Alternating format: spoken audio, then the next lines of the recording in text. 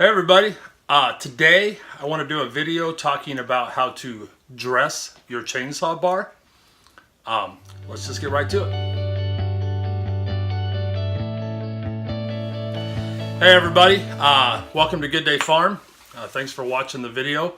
So today's video is going to be about a topic that in my opinion is for a lot of people not really explained very well or even taught. A lot of people don't know, when you mention dressing your chainsaw bar, a lot of people that I've met and ran into have no idea what you're talking about.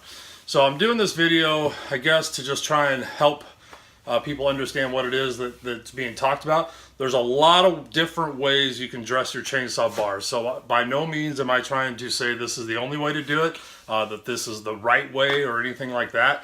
This is just how I do it. It's a method that works really well and requires very minimal tools. So I'm going to do it real quick. I set mine up in a bench vise just to hold everything solid and steady. So I'm going to set it up real quick and I'll show you how I do it. So after I have it secured in my bench vise, take my tool and I'm doing the edge here first. So the cutter file needs to be facing against that. You want it nice and square. And then let the top part of the jig, the plastic piece, the guide, jig, whatever you want to call it, stay level to the top of the rails. And then, like I said, you're just working it back and forth. Now you want to bring it as far down into here as you can, but be careful of your sprocket nose. You don't want to be hitting those sprockets, but you can go pretty, like right to the end of the bar. And you're just going to work it until you feel that it's smooth. And then do the same thing to the other side. Hear that initial bite there? That was really cutting. And as it goes, it'll get smoother and easier to do. And just really feel that cutting out. And then once that's all done, you got both sides flush. Now we're just going to take it to the top of the bar again. Putting the jig or guide square to the side of the bar, and then the cutter file, whatever you want to call it, to the top. And just run it.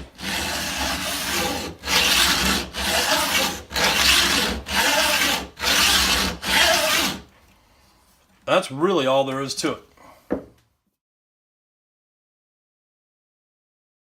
Second, but real quick, I just want to talk about what dressing the bar is. So when you have a chainsaw bar, as it wears and gets used, the groove and the rails which make the groove in the bar will start to wear from your chain, and they'll actually, it'll curl over, mushroom, if you will.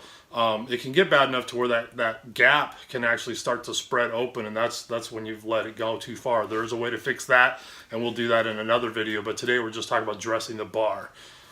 I got this through treestuff.com. I know you can get them on Bailey's online, eBay probably, Amazon possibly. They're pretty common. I think Oregon makes one very similar. Basically all it is, if the camera will show it, it's this plastic guide. The file's held inside here, which is, you can flip it over if you ever wear it out, so you get 4 usable edges out of this basically. And what it does is it has, this keeps a 90-degree angle, so when you're dressing the bar, it'll stay flat and true. So I've got an old bar here. I don't know, it probably won't show up in the camera, but if you were to run your finger along the edge of the rail here, I can feel a lip. It's usually pretty sharp on most as it starts to happen. This one is sharp enough that it could probably slice me. And that's when you know it's time to dress your bar.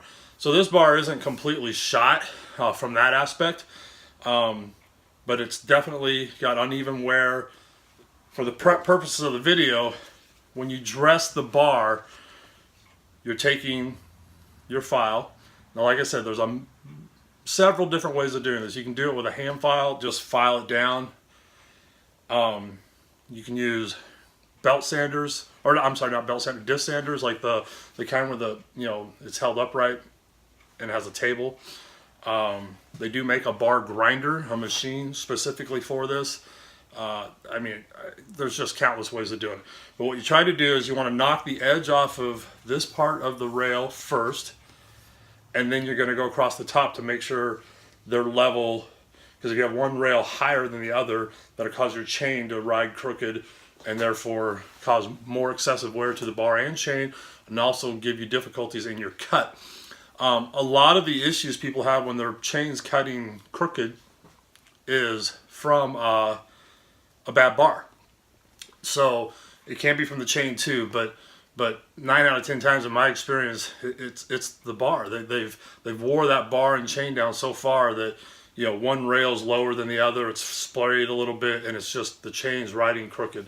So anyhow, let's just get to this. So all you got to do is take this, since I'm doing, oops, getting the camera view, doing this edge here, and you're just going to run it back and forth, and you'll feel it bite, and you know, that file's cutting. Do that to both sides, get them until they're smooth, and then you're just going to do the same thing. You'll hold it flush, if you can see that there, to the bar on the side with the file up top, and do it across the top. So as you saw, that was really simple to do. You know, depending on how bad a shape the bar is in, you know, just a couple of minutes on each side. After I would do that side, you know, I would flip the bar over, do the other side. Really pretty simple maintenance thing that will get a lot of longevity out of your bar. The groove in between those rails at a chainsaw bar is really deep. And, you know, obviously that's to help carry oil, give the dirt that you do pick up somewhere to go so it doesn't just immediately impact your chain and cause problems. But it allows you to do this several times before you run out of that depth. As long as your drive links, your drivers, aren't bottoming out in your bar, you're good to go. This little jig or holder here, the cutter inside, the file, I guess just call it a file, it's pretty aggressive. You know, it has a bigger bite than most files you're probably used to using, is replaceable.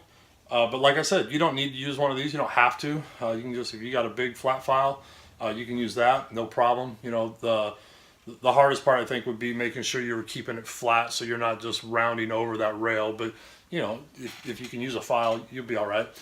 And that's all there is to it, you guys. So to me, this is step 2 in maintenance of a bar if you want to try and get long life out of it. So the first one is your everyday use. You know, I have a video about that. I'll put a link at the end of this about just basic maintenance or cleaning of your bar. But it's an important thing to do, and it will help prevent the bar from overheating and the chain from overheating. Helps the oil flow around, and that's just good for everything. The saw will work better. Won't have to work as hard to make cuts, so on and so forth. This is step 2, dressing the bar. So if you hear someone comment, if you're on a Facebook group or on a forum and you post a picture of your chain, saw, whatever, and somebody makes a comment, you know, about, man, you need to dress that bar, or you just hear people talk about dressing the bar and you're not sure what they're talking about, that's it. That's part of it. The next step would be, and I'll do that video next, would be as if those rails have actually opened up too far. They do make a tool. You can close the gap back down and possibly get some more life out of it. Now, again, it really depends on the bar. If you've let it go that far, it might just be totally shot. By the time you dress it and file all that down and get it back to, you know, level and flat and smooth, there may not be enough left worth squeezing it back. But it's case by case. But it is a simple thing to do to save having to buy a whole new bar. I'm going to sign off with that. Like I said, this was made by, I'm pretty sure it's pronounced Preferred. Available all over the internet. Possibly your store, depending on, you know, what you have available in your area for logging supplies or chainsaw supplies. Like I said, I think Oregon makes a version. And then, you know, there's many ways to do this. So don't, like I said, I'm not saying this is the only way to do it. It's just how I do it. Works really well for me. And I just wanted to share that with you guys. I hope the video didn't get too long.